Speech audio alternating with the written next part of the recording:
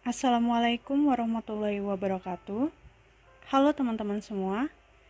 Dalam video ini, kami akan membahas tentang teori pembentukan tata surya, yaitu teori awan debu atau teori protoplanet. Mari kita simak video ini bersama-sama.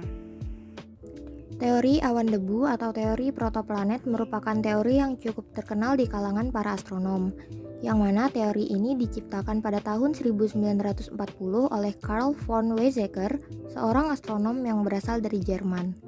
Namun, teori ini dianggap belum sempurna sehingga pada tahun 1950 disempurnakan oleh Gerhard Beckwipper. Pada teori ini menjelaskan bahwa tata surya berasal dari gas dan kumpulan debu-debu yang berada di luar angkasa, sehingga dikenal dengan sebutan teori awan debu atau the dust cloud theory. Saat ini di alam semesta banyak bertebaran gumpalan awan yang sejenis. Salah satu gumpalan awan tersebut mengalami proses pemampatan. Proses pemampatan tersebut terjadi sekitar 5 miliar tahun yang lalu. Saat proses pemampatan sedang berlangsung, partikel-partikel debu ditarik ke bagian pusat dari awan tersebut, hingga membentuk sebuah gumpalan bola yang mulai memilin. Seiring berjalannya waktu, gumpalan tersebut mulai memipi dan membentuk cakram yang tebal pada bagian tengah, sedangkan bagian tepinya semakin menipis. Di dalam teori awan debu ini juga menjelaskan bahwa pada bagian tengah partikel-partikel tersebut saling menekan satu dengan yang lainnya. Akibatnya timbul panas dan berubah menjadi pijar. Perubahan tersebutlah yang menjadi awal mula terciptanya matahari. Sedangkan pada bagian luar atau tepi mengalami perputaran yang cukup cepat, sehingga terpecah menjadi beberapa gumpalan gas dan debu yang berukuran lebih kecil. Gumpalan kecil yang berisi gas dan debu tersebut juga mengalami proses pemilinan. Pada proses selanjutnya, gumpalan tersebut membeku dan menjadi planet-planet, sehingga kesimpulan yang dikemukakan oleh Gerald menyatakan terbentuknya tata surya berasal dari awan dan debu yang terpilin. Tidak hanya itu, ia juga menyatakan jika bahan utama pembuatan galaksi yaitu debu. Para ahli astronomi percaya jika awal mula terjadinya alam semesta berawal dari sebuah ledakan yang sangat besar, atau lebih dikenal dengan Big Bang. Ledakan ini terjadi sekitar 13,7 miliar tahun yang lalu.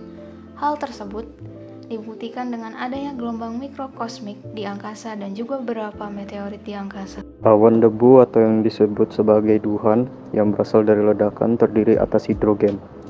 Hidrogen ini merupakan unsur utama yang terbentuk pada saat awan debu berkondensasi sambil berputar dan menjadi padat. Saat duhan mencapai temperatur 20 derajat Celcius, helium yang berasal dari reaksi inti mulai terbentuk dan berubah menjadi atom helium. Sedangkan sebagian dari helium yang lain berubah menjadi sebuah energi dalam bentuk pancaran sinar infrared. Perubahan wujud dari hidrogen mengikuti suatu rumus perubahan energi, yaitu E sama dengan mc², yang dikemukakan oleh Albert Einstein, sehingga didapatkan hasil bahwa besar energi yang dipancarkan sebanding dengan massa dari atom hidrogen yang mengalami perubahan.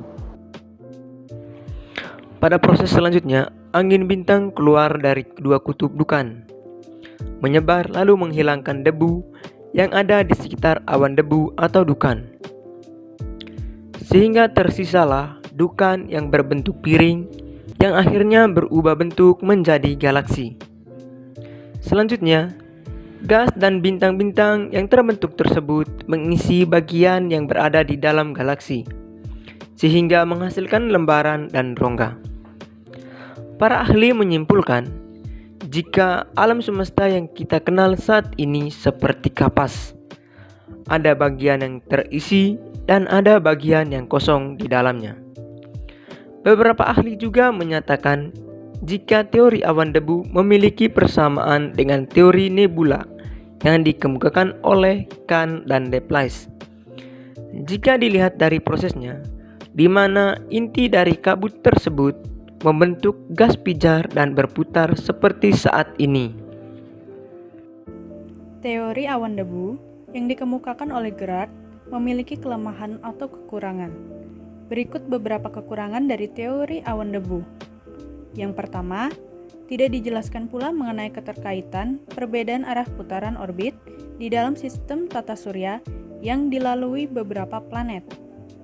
Yang kedua, di dalam teori ini tidak terdapat penjelasan yang berhubungan dengan alasan mengapa ukuran dari satelit lebih kecil daripada planet tidak tersedot oleh gaya tarik dari planet saat proses pilihan yang terjadi di luar atau tepi cakram. Dan yang ketiga, tidak dijelaskan secara jelas mengenai asal mula debu awan tersebut tercipta.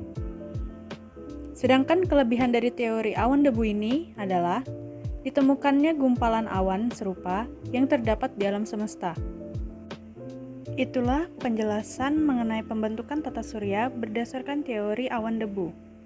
Sekian video kali ini, semoga bermanfaat untuk kita semua. Wassalamualaikum warahmatullahi wabarakatuh.